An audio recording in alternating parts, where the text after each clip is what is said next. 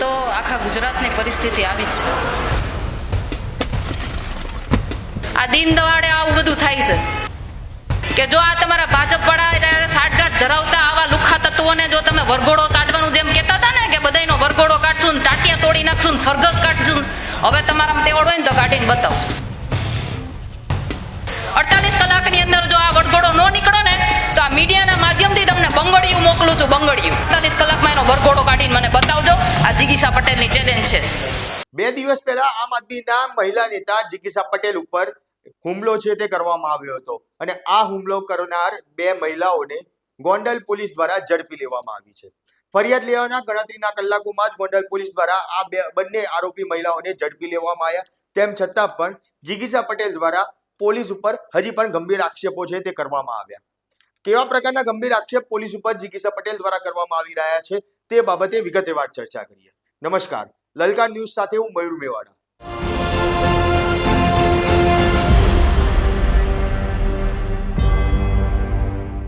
આમ આદમી પાર્ટીના મહિલા નેતા જિગીશા પટેલ ઉપર 2 દિવસ પહેલા ગોંડલ પાસે આવેલા એક ગામમાં ગયા હતા અને ત્યાં તેમની ઉપર અચાનક જ 2 મહિલાઓ દ્વારા હુમલો કરવામાં આવ્યો. વિડીયો છે તે વિડીયો આખો સામે આવ્યો છે કે જેની અંદર માત્ર 2 મહિલા નહીં પરંતુ બીજા બી લોકો છે કે જે આ હુમલામાં સામેલ છે. પરંતુ જે ફરિયાદ લેવામાં આવી તે ફરિયાદ લીધાના ગણતરીના કલાકોમાં જ 2 મહિલા આરોપીઓને ઝડપી લેવામાં આવ્યા. ત્યારે આ બંને મહિલાઓ કોણ છે? સાથે સાથે જિગીશા પટેલ દ્વારા પોલીસ ઉપર પણ આક્ષેપો કરવામાં આવ્યા કે આ જે ફરિયાદ દાખલ કરવામાં આવી છે તેમાં કોઈ જેવી ગંભીર કલમો દાખલ નથી કરવામાં આવી અને આ બંને જે મહિલા આરોપીઓ છે તેમને આસાનીથી જામીન મળી જાય તે પ્રકારની ફરિયાદ છે તે ફરિયાદ લેવામાં આવી. તેમની ઉપર જીવલેણ હુમલો કરવામાં આવ્યો. 307 જેવી ગંભીર કલમ છે કે જે આની અંદર ઉમેરો કરવામાં આવે તે પણ પોલીસ દ્વારા કરવામાં નથી આવી. એટલે ક્યાંક આ જ આરોપીઓને પોલીસ દ્વારા છાવરવામાં આવતા હોય, પોલીસ દ્વારા તેમને બચાવવામાં આવતા હોય તેવા આક્ષેપ છે કે જે જિગીશા પટેલ દ્વારા કરવામાં આવ્યા. સાથે સાથે જિગીશા પટેલે એક ઇન્સ્ટાગ્રામ આઈડી છે કે જે દેખાડ્યું છે કે જે આઈડી દ્વારા જિગીશા પટેલનું કહેવું છે કે આ વિડીયો જે બહાર આવ્યો છે તે વિડીયોની અંદર એક લાલ ટોપીવાળો યુવક છે કે જે આ બંને મહિલાઓને ઈશારો કરે છે કે જાઓ પથ્થર મારો અને ત્યારબાદ આ બંને મહિલાઓ જે જિગીશા પટેલ છે તેની ગાડી ઉપર હુમલો કરે છે. તેની ગાડી ઉપર પથ્થર વડે કાચ ફોડવામાં આવે છે અને ત્યારબાદ જિગીશા પટેલ ઉપર પણ હુમલો કરવામાં આવ્યો. ત્યારે જિગીશા પટેલ દ્વારા બંગડીઓ દેખાડીને કોને કહે છે કે આ વરઘોડો કાઢો નહીં તો આ બંગડીઓ પહેરી લો તે સાંભળીએ. આમ તો આખા ગુજરાતની પરિસ્થિતિ આવી જ છે, પરંતુ પરમ દિવસે ગોંડલની અંદર જે કંઈ પણ થયું એ વારદાત તમારી સામે છે કે મહિલાઓએ ત્યાં રોડ રસ્તાના પ્રશ્ન માટે અમને બોલાવ્યા હતા. ભારતીય જનતા પાર્ટીના કોર્પોરેટર હોવા છતાં અમને બોલાવ્યા હતા કારણ કે એને અમારી પાસે આશા હતી અને એના પછી કોર્પોરેટરને જાણ કર્યા પછી કોર્પોરેટરે જવાબ આપવાના બદલે અમારી ઉપર હુમલો કરાવડાવ્યો. જોકે આ બધી જ ઘટનાની અંદર પોલીસે એક ફરિયાદ લીધી છે, જેવી તેવી કલમો લગાવી છે અને એમ કહેવાય ને કે આ જીવલેણ હુમલો કર્યો છે. છતાંય કલમમાં એવું કંઈ એને નાખ્યું નથી. બાકી અમારા ચેતરભાઈ વેસાવા હોય એ ગ્લાસ ફેંકે તો એની ઉપર 307 થઈ જાય. અમારે યુવરાજભાઈ હોય ગાડી ઊભી રાખી હોય અને એની ગાડી માથે કોક ચડી જાય તો એની ઉપર 307 થઈ જાય. પણ અમારી ઉપર જીવલેણ હુમલો થાય તો અમારી ફરિયાદ સાંભળવામાં ન આવે. સાંભળે તો નાની મોટી કલમો કાઢી અને એને જામીન આપીને તરત છૂટા કરી દીધા. અને એટલા માટે જ આ ગુંડા તત્વો છે ને એ બેફામ બની ગયા છે. જોકે પોલીસે એનું કામ તો ઢીલું પોચું કરશે દેખાડવા પૂરતું, કારણ કે આપણે મજબૂત છીએ આમ આદમી પાર્ટી તરીકે, એટલે ઢીલા પોચું કામ તો કરશે. પણ મારે મીડિયાના માધ્યમથી બતાવવું છે કે જે લાલ ટોપીવાળો છોકરો હતો, તમે બધાએ મીડિયાના માધ્યમથી જોયું હોય છે કે લાલ ટોપીવાળો છોકરો જે છોકરીને ઈશારો કરતો હતો કે હવે તું પથ્થર માર. પોલીસે ગોઈતું હોય કે નથી ગોઈતું મને ખબર નથી, પણ અમે એનું ઇન્સ્ટા આઈડી ચેક કર્યું છે અને હું તમારા માધ્યમથી આ ઇન્સ્ટા આઈડી એનું બતાવવા માંગુ છું. આ ફોટા હું તમને બધાને મીડિયા સમક્ષ બધાને આપીશ. એમાં લખેલું છે ગાંડો ગરાસ્યો, સારી ઉંમર નિકલ ગઈ ઇસી ખેલ મેં, 2 दिन બહાર 4 दिन જેલ મેં. ક્ષત્રાવટ, આના ઉપર મને થોડુંક એમ છે કે ભાઈ તારે આ નહોતું લખવાનું, કારણ કે ક્ષત્રિય તો એને કહેવાય જે બેનું દીકરીઓની રક્ષા કરે. અને પછી એને નીચે એવું લખ્યું છે 2 નંબરીનું એક ગીત નાખ્યું છે અને તમે એની પ્રોફાઇલ ખોલીને જોશો ને તો કાળા કાચની ગાડીઓ, થાર, સ્કોર્પિયો એવી કાળા કાચની ગાડીઓ, નંબર પ્લેટ નહીં હોય આમાં. હું તમને આ બધા જ ફોટા આપીશ, પોલીસ તંત્રને પણ આપીશ. એ જો કે હજી સુધી ગોતી નથી કે અમે ગોતી લીધા છે.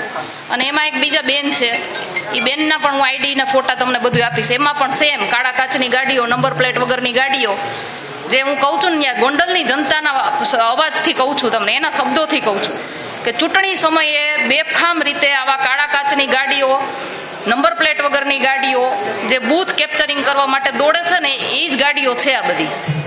અને ગોંડલની અંદર થોડા સમય પહેલા, એટલે 10-15 દિવસ જેવું થયું હોય છે, પોલીસે એક ડ્રાઈવ ચલાવી હતી કે સ્કોર્પિયો હોય કે પછી આ ફોર્ચ્યુનર હોય, થાર હોય, એવી ગાડીઓ છે ને કાળા કાચની હોય ને, તો એ ઘેરે પડી હોય ને તો ઘેરે જઈને એને ચેક કરવાની, કાળા કાચ ઉતારવાના, અને એમાં કઈ બીજું મટીરિયલ નથી ને, એવું પોલીસ આખી ડ્રાઈવ ચલાવી હતી. ઘેરે ઘેરે જઈને જોતા હતા. તો મને એવું લાગે છે પોલીસને આ ગાડીઓ હાથમાં નહીં આવી, આટલી બધી નબળે કે સોશિયલ મીડિયાના માધ્યમથી આવા લુખા તત્વો, આવા ગુંડા તત્વો આવી ગાડીઓના ફોટા મૂકીને પોતાના વોટ જમાવે છે. આટલી બધી પોલીસની નબળે. બીજું મારે એ કેવું છે કે તમે જોયું હશે, એ લાલ ટોપી વાળો છોકરો હુમલો કરવાનો ઈશારો કરી અને મોબાઈલમાં વિડીયો ઉતારતો હતો. એ મોબાઈલમાં વિડીયો ઉતારતો હતો, એ કોને મોકલવા માટે ઉતારતો હતો? પોલીસ ખાલી એટલી તપાસ કરે ને તો પણ દૂધનું દૂધ અને પાણીનું પાણી થઈ જાય. બીજું મારે તમને એ કેવું છે કે ગોંડલની અંદર જ્યારે મેં સુલતાનપુરની સભામાં અમને માનું ધાવણ યાદ કરીને જે અમને ચેલેન્જ કરવામાં આવી હતી, એ ચેલેન્જને પૂરી કરવા માટે જ્યારે અમે ગોંડલની અંદર ગયા, એ સમયે દરેકના કહેવાય ને કે હાથમાં કાળા વાવટા, એક હરખા કાળા વાવટા અને એક હરખા બેનરો, પ્રી આયોજિત જે કરવામાં આવ્યું હતું, અમારો વિરોધ કરાવવામાં આવ્યો હતો, એ સમયે જે લોકો હતા ને, એમાં આ લાલ ટોપી વાળો છોકરો હતો. એ વિડીયો પણ હું તમને મોકલીશ.